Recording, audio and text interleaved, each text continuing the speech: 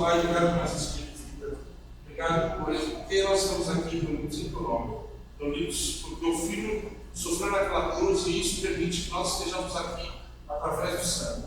Peço por essa palavra que será ministrada agora aos nossos corações, através da vida do pastor André, que os nossos corações sejam um solo fértil e encontrem a semente da verdade do Evangelho. Eu peço que a gente não saiba da maneira que nós estamos aqui, mas que sejamos moldados por tua palavra. Peço o seu nome do Filho amado de Jesus. Amém. Glória a Deus, bom dia. Bom dia.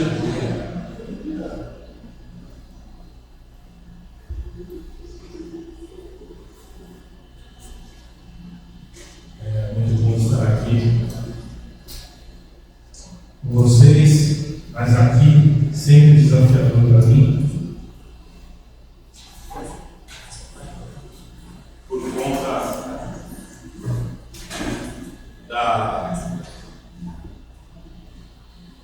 do peso que esse momento traz de ensinamento, de como devemos viver a nossa vida segundo o Evangelho e a partir do Evangelho. Queria falar um pouquinho hoje e lembrando desde o começo desse ano a palavra que o Gabi trouxe. Eu lembro que no fim da mensagem eu fiquei conversando um pouco com ele e eu achei que dentro de tudo aquilo que ele tinha falado, o que faltava um pouco, quando ele fala que o ano vai ser muito difícil, ele repetiu isso agora aqui, eu acho que falta coerência. Coerência segundo e dentro do Evangelho de Jesus, as pessoas que se dizem que seguem a esse mestre que norteia a nossa vida. Então isso me impactou bastante e eu queria falar um pouquinho sobre a coerência e as atitudes incoerentes que a gente acaba tomando dentro do Evangelho de Jesus. A gente vive dias em que esse Evangelho é amplamente conhecido, é pregado, versículos circulam aí em todos os cortes da internet, todos os bons dias do WhatsApp, mas dentro e fora da igreja, eu fico me perguntando onde está a coerência entre o que se prega e o que se vive. E é muito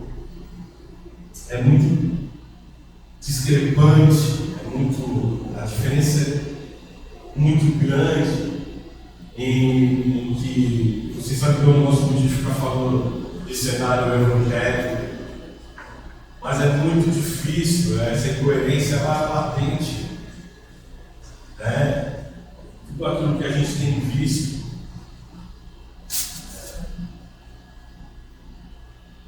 Sempre quando a gente fala sobre algum escândalo, né? Não sou mais evangélico porque eu vi o pastor fazer isso. Isso não é escândalo mesmo. Isso afasta as pessoas. A gente vai falar um pouquinho sobre isso. O Evangelho não foi entregue apenas para ser proclamado, para ser falado, para ser dito. Mas ele serve para ser encarnado, meus irmãos. A gente viver mesmo, eu já me perguntei várias vezes, e eu me sinto privilegiado por ter nascido num lar cristão. Mas eu sempre essa pergunta me norteia. E falo assim, caramba, mas por que eu sou cristão? E isso nem está aqui, isso eu não pensei agora. Mas por que eu sou cristão? E aí, depois de ter lido essa palavra encarnado, eu entendo que porque eu abri meu coração e entendi que É Jesus que reina em mim, na minha vida. E eu quero levar a minha vida com as minhas convicções dele, tentando ser o menos incoerente possível. Deixar com que esse evangelho, as pessoas entendam que, não, esse cara serve a esse que morreu por ele. Quando a mensagem não encontra essa correspondência, nasce incoerência. E ela fere o testemunho cristão. E o primeiro ponto que eu quero falar aqui é que o Evangelho é uma vida, não apenas um discurso. A Escritura nos chama a uma fé prática. Não basta ouvir, concordar ou repetir palavras corretas. É necessário viver aquilo que recebi. Eu não posso ser aquela pessoa que, não, eu já li a Bíblia mais 5 vezes. Eu faço um esquema que eu leio um versículo no capítulo por dia e tal, não sei o quê, mas aí eu saio de casa. A primeira fechada que me dão, eu já respondo feio. Eu me coloco nessa posição, como você também deve se colocar. E eu posso dar exemplos aqui, vocês sabem do que eu estou falando.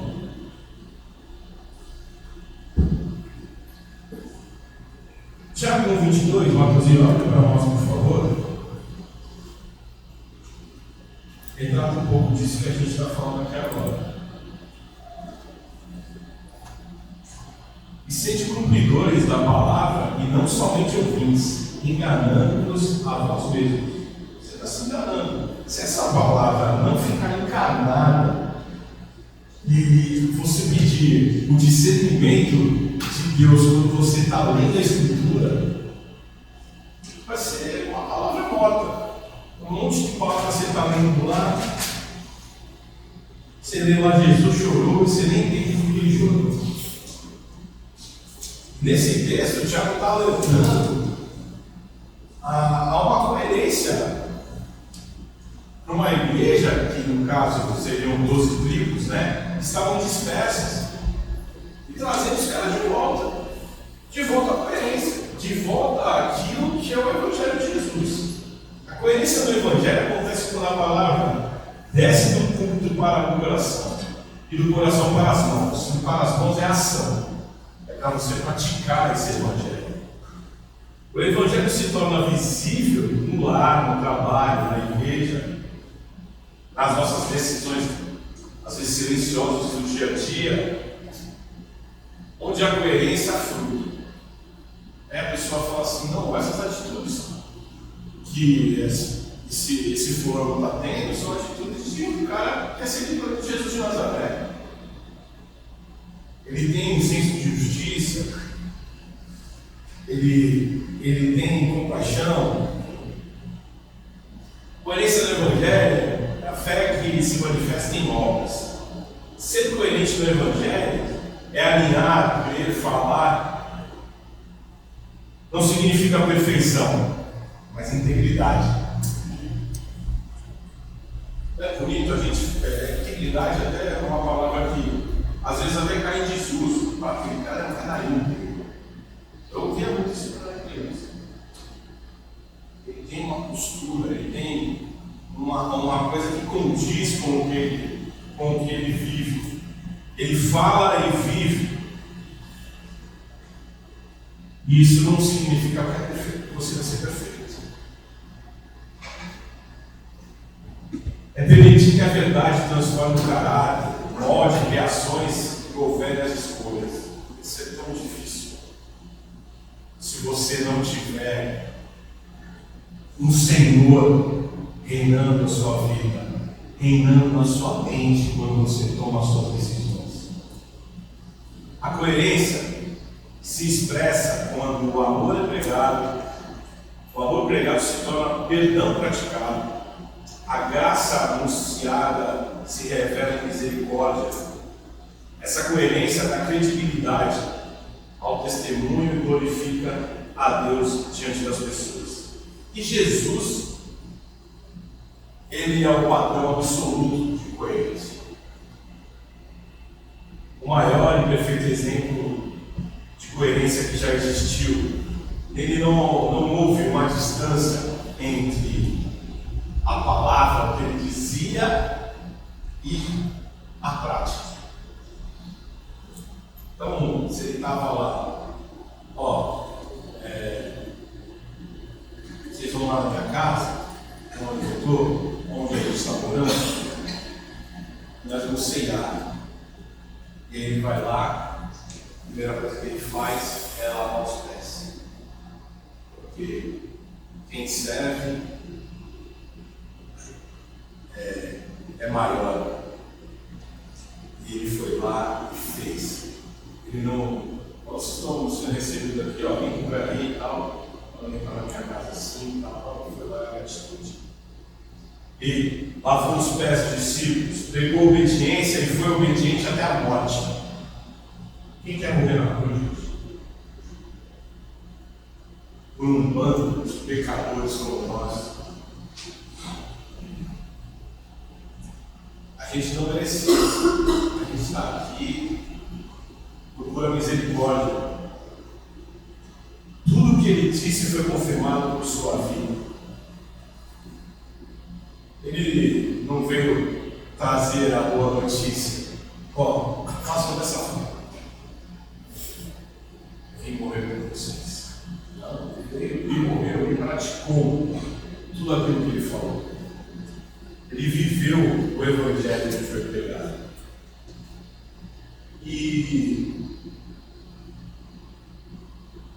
falando um pouquinho sobre o que a gente não merecia,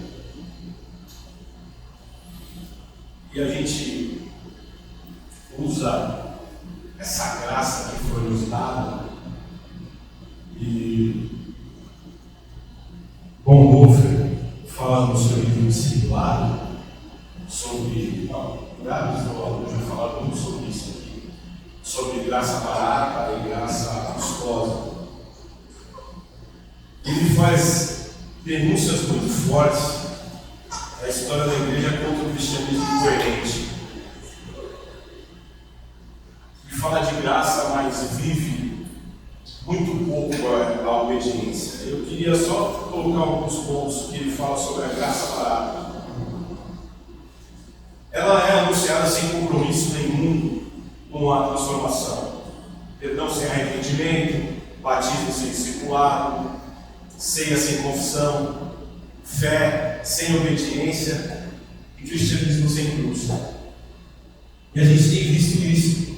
Quando eu falei no começo, são versículos que a gente vê.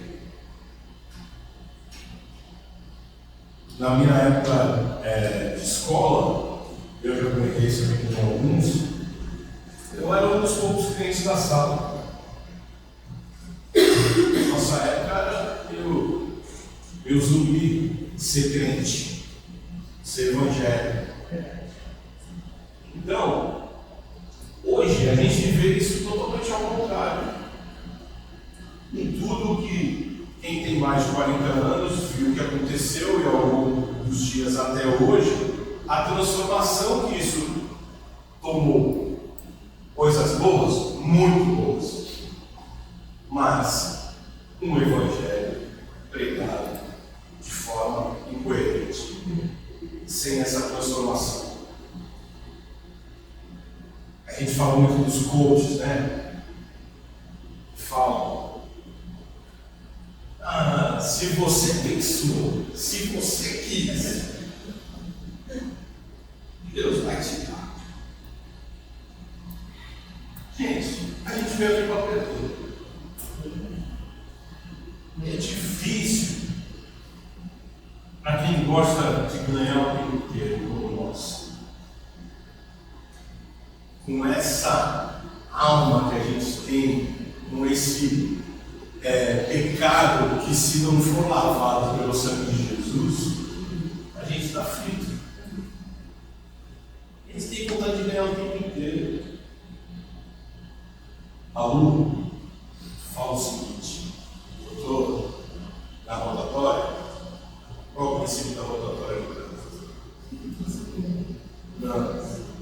quem está dentro da locatória tem a possibilidade, a preferência. Eu quero ter a preferência sempre.